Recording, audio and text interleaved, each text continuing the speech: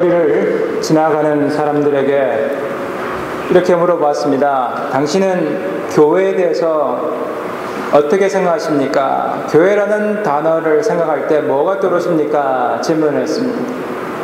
뭐가 떠오를까요?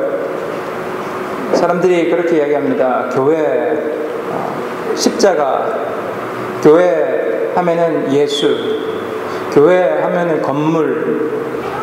또 어떤 분들은 그렇게 이야기합니다. 교회 하면 힘이 없다. 교회 하면은 아주 인색하다. 교회 하면은 아주 지겹다. 우리 아이들 지겨워요? 교회 하면은요, 이런 여러 가지 단어들이 생각난답니다. 참, 여러분 2000년 전에 교회는 그렇지 않았습니다. 교회 하면은요, 대담하다. 교회 하면은 아주 반항적이다. 교회 하면은 위험을 감수한다. 이런 단어들을 떠올렸습니다. 왜 그랬을까요? 왜 그렇게 교회에 대한 이미지가 이렇게 바뀌었을까를 생각합니다.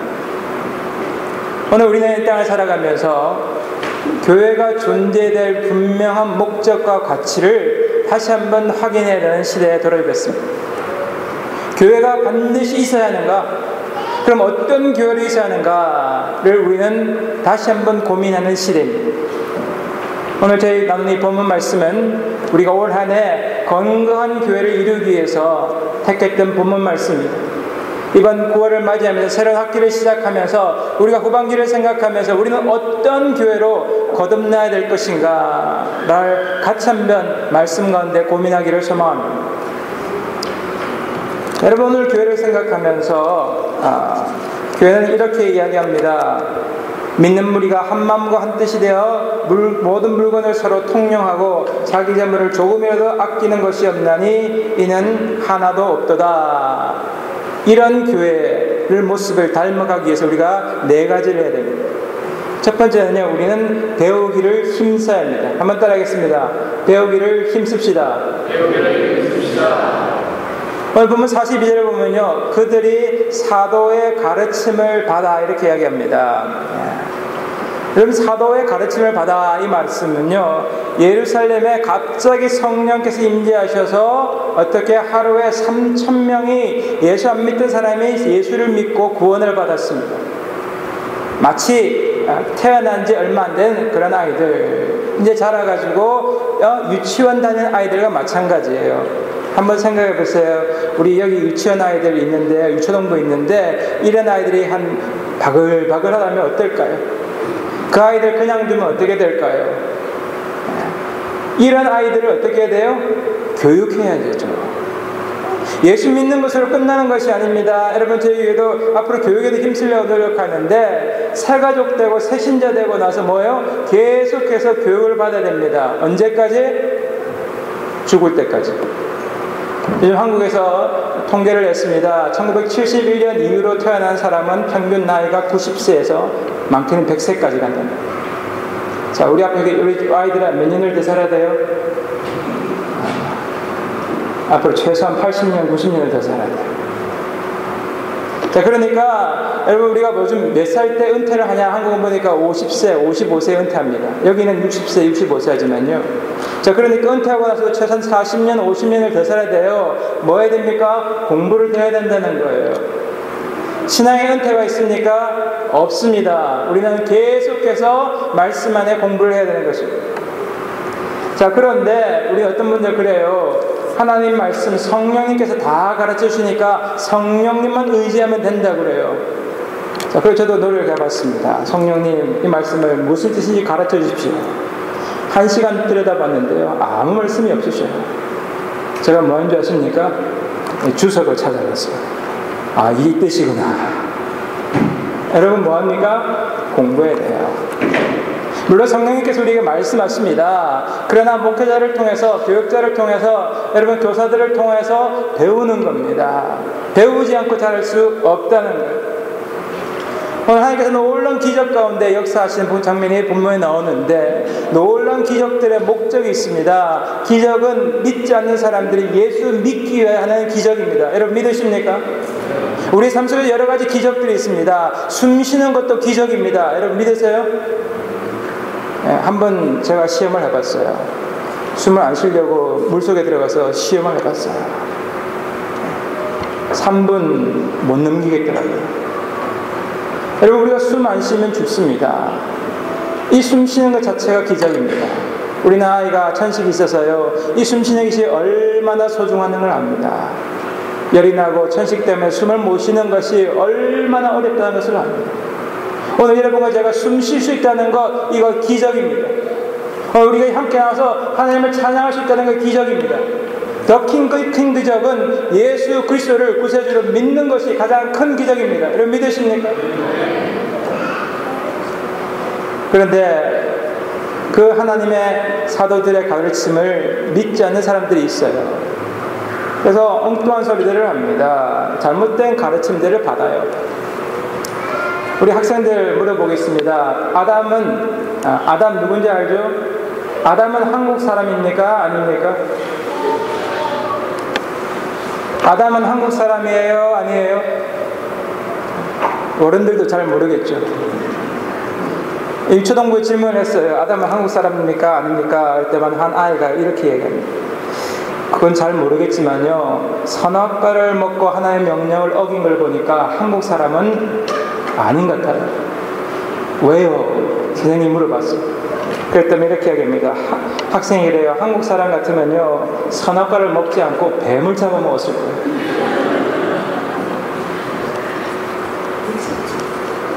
여러분, 성령 충만한 교회, 우리가 하나님의 교회, 올바른 가르침을 받는 교회 되기 위해서는 말씀을 바로 알아야 돼요.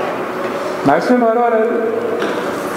오늘 그 말씀을 알기 위해서 우리는 매일마다 그 말씀을 어떻게 해요?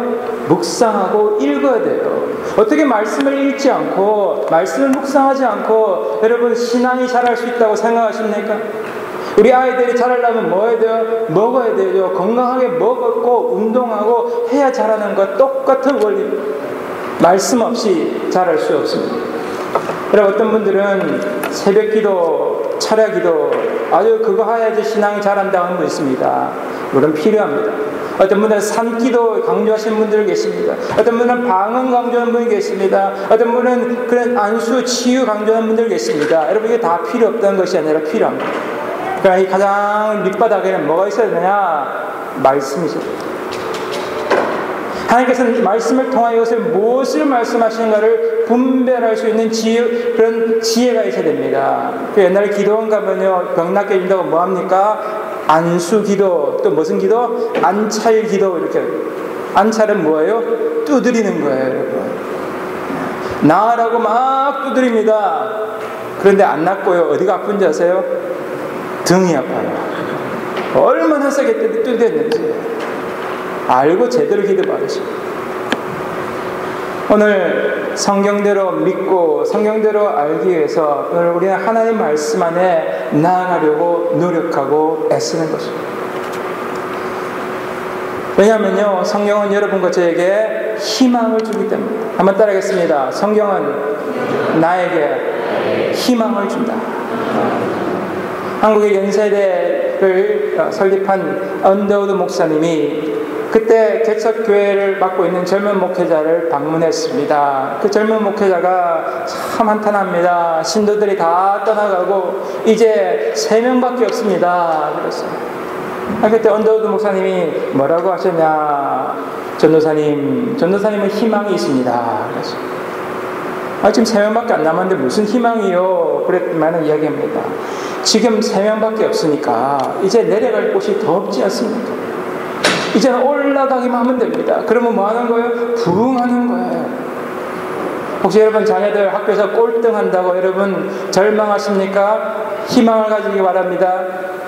꼴등했으니까 이제 앞으로 뭐만 남았어요? 1등만 올라도 어떻게 해요? 성적이 나아지는 거예요. 뭡니까? 관점의 변화. 신앙생활은 관점의 변화입니다. 하나님 말씀 묵상하는 것은 내 관점이 바뀌는 것입니다. 하나님 함께 하시니까 어떤 상황 속에서도 어떻게 우리에게는 뭐가 있다? 희망이 있다. 오늘 많은 사람들이 절망에 빠져 있습니다. 그러나 진정으로 하나님의 말씀을 묵상하고 말씀을 배우고 말씀한 대로 살아가려고 애쓰는 그 교회는 희망이 있습니다. 두 번째, 우리 무슨 교회냐? 보살피는 교회입니다. 우리 42절 한번 다시 읽겠습니다. 42절 시작.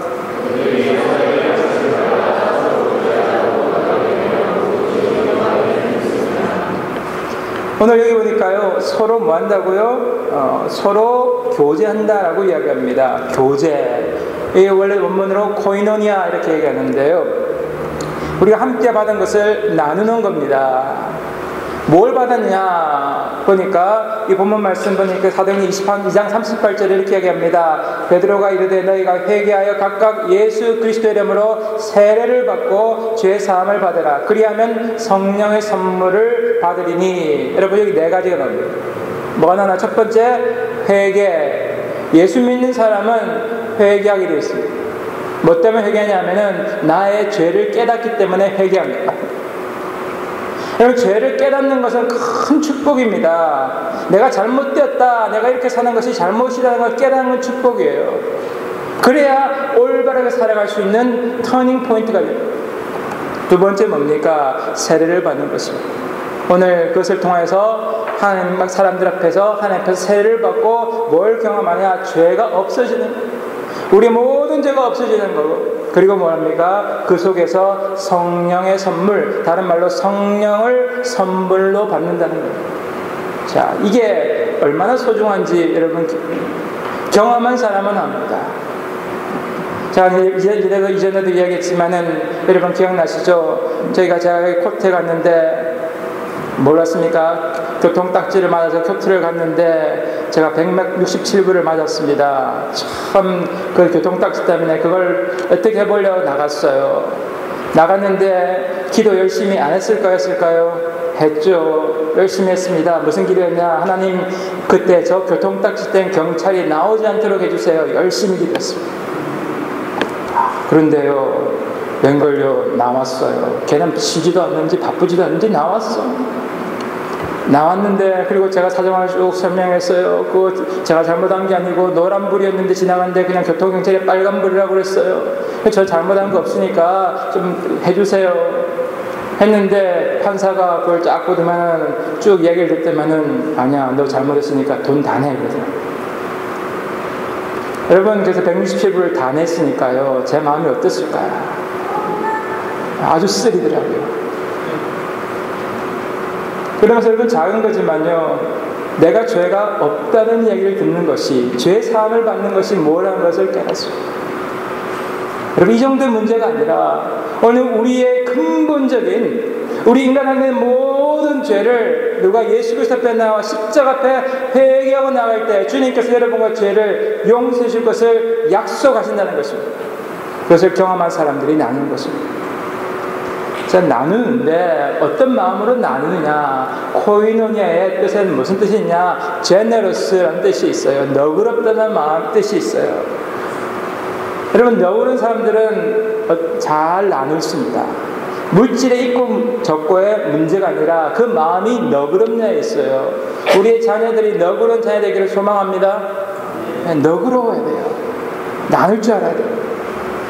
기독교 역사상 아주 나누는 사람의 대표적인 인물이 바로 성 프란치스코입니다. 성 프란치스코는 1200년대에 이탈리아에서 유명한 상인이었던 피에트로 디 베르나르도라는 그 상인의 아들로 태어나서 아주 부유한 인생을 살았습니다.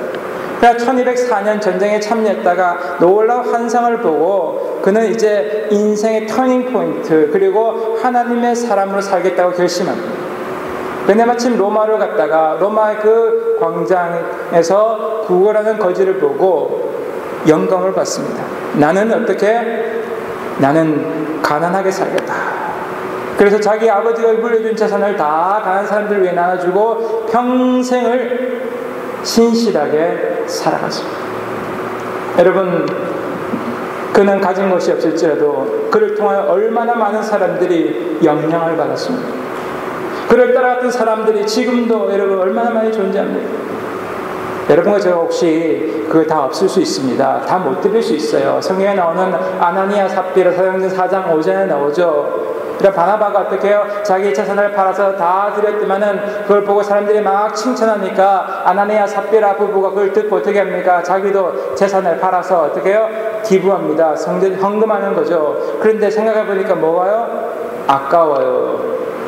다 드리려니까 아까워요. 그래서 어떻게 일부를 남겨두고 드리고 나서 어떻게 해요? 다 드린 척 합니다. 여러분, 이 사건 통해서 성경은 뭘 이야기하냐? 아나니아 삽비라의 죄가 뭔지를 이야기합니다. 뭐가 죄인가요? 다 안 드린 게 죄입니까? 성경은 그렇지 않다 그래요. 거짓말한 것이 죄입니다. 내 마음이 어떻게 해요? 여러분, 내가 지금 다 드릴 만큼 그릇이 안 돼요. 내가 조금만 드릴 형편밖에 안 돼요. 그러면 어떻게 해요? 드려놓고 하나님 내가 드릴 수 있는 건 이겁니다 라고 어떻게 해요? 그만큼만 드리면 돼요. 자유가 있으면 되는데 어떻게 해요? 사람들 의식해서 안 드려놓고 다 드린 척하는 것, 이것이 잘못이에요. 오늘 여러분과 제가 하나님과의 관계 속에서 여러분, 우리가 나눔에 살아갑니다. 내가 드릴 수 있는 그릇만큼, 내가 가지고 있는 마음의 여유만큼 나누실 때에 여러분, 그 교회가 어떻게 해요? 참된 교회가 되는 것을 믿으시기 바랍니다. 단순한 물질이 아닙니다. 여러분 갖고 있는 재능일 수 있습니다. 시간일 수 있습니다. 여러분, 그 모든 것들 어떤 것이든지 나누는 교회 되기를 바랍니다. 세 번째는 어떤 교회냐? 예배하는 교회가 되어야 합니다. 예배하는 교회. 떡을 떼며 오로지 기도하기를 힘쓰니라 42절을 이야기하죠. 이게 뭐냐? 그 당시에 초대교회는 떡 떼는 것, 성찬식 하는 것을 교회 내에서도 했지만은 집에서도 어떻게 해요? 떡을 떼며 식사를 했습니다. 그러니까 예배를 드렸다는 거예요. 어디다? 교회에서, 가정에서, 또 뭐해서? 기도했다는 거예요. 기도회를 교회에서 하지만 어떻게 해요? 가정에서 기도했다는 거예요. 자, 예배하는데 어떻게 해요? 공식적으로 예배를 드릴 뿐만 아니라 비공식적으로 예배를 드렸다는 거예요. 이 모든 예배가 중요하다는 거예요. 그런데 여러분, 어떤 예배를 드렸냐가 더 중요합니다. 어떤 예배? 그러니까 기쁨과 경외가 있는 예배가 중요하다는 거예요. 천주교의 황창엽 신부님이 강연하면서 그럽니다. 천주교는 예배를 드릴 때, 찬송할 때도 그렇게 되게 장례식장의 같이 찬송한답니다. 전부여 의지하, 뭐 이렇게 한대요. 저 흉내를 못 내겠어요. 이거 더 느리게 한대요. 천주교 가면 그냥 장례식장 온 것 같다. 근데 개신교 가면 얼마나 그냥 박수치고 할렐루야 하면서 얼마나 저렇게 찬양하는지, 개신교 가면 막 기쁘대요, 여러분. 그러면서 어떻게 천주교 찬양을 바꿔야 된다는 거예요. 그런데 우리 개신교가 하나 부족한 게 있어요. 천주교는 뭐가 있습니까? 하나님을 경외하는 것이 예배 속에 들어있어요. 그 예배를 드리다 보면 뭔가 어떻게 영원하신, 전능하신 하나님, 그 하나님에 대한 경외감이 생깁니다. 오늘 여러분과 저는요, 뭐가 필요합니까? 기쁨의 예배를 드려요. 그러나 하나님에 대한 경외하는, 오늘 우리의 인생의 주인, 생명의 주인 대신 우리의 숨결이, 우리 호흡이 누구에게 하느냐? 하나님에게 있다는 그 전능하신 하나님에 대한 경외감을 가진 예배, 그 조화된 예배를 여러분과 제가 드릴 때에 놀라운 은혜가 넘친다는 것입니다. 네 번째는요, 선교하는 교회입니다. 선교하는 교회예요. 교회가 진정으로 우리가 아름답게 서하기 위해서는 안쪽으로만 바라보면 안 돼요. 내 문제만 급급하면은 참된 교회를 자랑할 수가 없어요. 오늘 저희 교회가 이제 앞으로 더 거듭나기를 원하는 것은 내 문제, 내 것만 고집하고 내 문제만 바라보는 교회에서 이제 우리의 눈을 밖을 향하여, 밖을 돌아보면서 밖을 향하여 나아갈 때에 오늘 교회는 교회되어지는 것입니다. 여러분, 주변에도요, 얼마나 어려운 사람들이 많습니다. 나만 어렵다고 생각했는데요, 제가 보니까 저보다 훨씬 어려운 사람들, 내 문제가 제일 크다고 생각했는데 밖을 돌아보니까 훨씬 나보다 수십 배, 수백 배 어려운 사람들이 있어요. 니카라과에도 있고요, 여러분 아프리카에도 있고요, 여기도 있고요. 오늘 그런 사람들을 향하여 우리가 눈을 돌릴 때에, 그들 향하여 예수 그리스도의 그 사랑을 나눌 때에, 복음을 나눌 때에 그 교회는 진정으로 어떻게 해요? 힘있는 교회, 역동적인 교회, 어떤 교회? 하나님이 사용하는 교회 될 것을 믿은 것입니다. 말씀을 정리하려고 합니다. 오늘 그럴 때 하나님께서 온 백성에게 칭송을 받게 하시고 구원받는 사람을 날마다 더하게 하실 것이다 라고 47절에는 결론을 내립니다. 오늘 이것은 뭘 이야기하느냐? 구원받는 사람의 숫자가 늘어나는데 이게 중요한 포인트가 있습니다. 누가 하신다는 겁니까? 오늘 하나님이 하신다는 거죠. 여러분과 저는 네 가지를 하는 겁니다. 뭘 해야 돼요? 교육받아야 되죠, 그죠? 예배하고 우리가 맡기신 교육 열심히 받아야 됩니다. 두 번째 뭐 해야 돼요? 두 번째 열심히 서로 보살피고 나누어야 됩니다. 우리 안에서 우리 밖에서 여러분 우리가 헌신하며 보살펴야 됩니다. 세 번째 뭐 해야 됩니까? 열심히 나의 시간과 나의 노력을 들여 함께 모여서 예배 드릴 뿐만 아니라 어떻게 해요? 가정에서도 예배를 드려야 됩니다. 마지막으로 뭐예요? 우리의 정성과 노력을 들여 전도하고 선교합니다. 이건 우리가 하는 부분입니다. 그런데 제일 중요한 역할은 누가 하시나요? 하나님이 하십니다. 우리는 이런 삶을 살아갈 때 하나님께서 어떻게 구원받는 사람들을 어떻게 더하신다? 날마다 더하신다고요. 내가 열심히 전도하고 내가 보살피고 내가 헌신했는데 그 사람이 예수 믿고 안 믿고는 누구한테 달려있냐? 하나님께 달려있습니다. 이 사람에 대해 헌신하고 노력했는데 하나님께서 다른 사람을 통하여 열매를 맺게 하십니다. 제가 알고 있는 토론토에 있는 목사님은요, 열심히 공항에 전도를 나갑니다. 그냥 공항에 나가서 전도하시고 사람들 도와주고 픽업도 해주고 그렇게 노력하셔요. 6개월 동안 열심히 노력하셨어요. 그런데 그렇게 전도하고 그렇게 도와주고 공항했던 사람은 한 명도 자기 교회에 나오지 않더래요. 하나님 원망이 되더래요. 어떻게 그럴 수 있습니까? 내가 그렇게 노력했는데. 그런데요, 놀랍게요, 전혀 생각지도 않은 사람이 교회를 나오더라고요. 여러분, 이것이 하나님의 하나님. 물론 내가 노력하고 내가 헌신한 사람이 나올 수도 있습니다. 그러나 오늘 어떻게 그 사람을 구원하는 것은 누구의 손에 달려있어요? 하나님의 손에 달려있습니다. 우리가 해야 될 것은 오늘 우리의 삶의 현장에서 하나님 말씀을 배우기 위해서 노력하고 애쓰고, 그리고 그 말씀 속에서 우리가 서로서로를 보살피고 위해서 기도하고, 그 말씀 안에서 가진 것들을 우리가 나누며 예배하는 교회, 그리고 어떻게 해요? 전도하고 선교하는 교회가 될 때에 하나님께서 이 땅에 우리 교회를 세우신 그 목적, 힘이 없고 죽어가는 교회가 아니라 힘 있고 하나님의 뜻대로 사용되는 그런 교회 될 수 있기를 다시 한번 간절히 축원합니다. 기도하시겠습니다. 하나님, 오늘 주의 말씀 붙들고 나아갑니다. 우리 교회는 어떤 교회가 됩니까? 다시 한번 어떤 교회로 새로워져야 됩니까? 아버지 하나님, 이 말씀 붙들고 날마다 주님 주신 말씀을 묵상하고 그 말씀 붙들고 기도하며 하나님 아버지 하나님 서로서로를 위해 보살핌뿐만 아니라 우리 이웃들을 위하여 아버지 하나님 기도하게 하시고, 아버지 하나님 함께 예배하며 서로의 문제들을 끌어안고 기도하며 아버지 하나님 교회에서 가정에서 함께 아버지 서로를 향하여 안타까워하는 그 아름다운 기도의 소식들이 전해질 때에 전도의 문이 열리고 선교의 문이 열리고 우리의 교회 안에서만 급급하고 교회 안의 문제가 아니라 이제 밖을 향하여 아버지 하나님의 그 아버지 복음의 소식들을 전하는 귀한 역사들이 다시 한번 주의 말씀 앞에 무릎 꿇는 성도들을 통하여 이루어지게 하여 주옵소서.